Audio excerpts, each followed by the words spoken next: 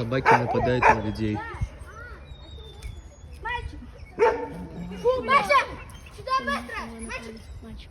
Мальчик! А лучше вот этого маленького. Мальчик, не стоит трогать. Мальчик, этого маленького.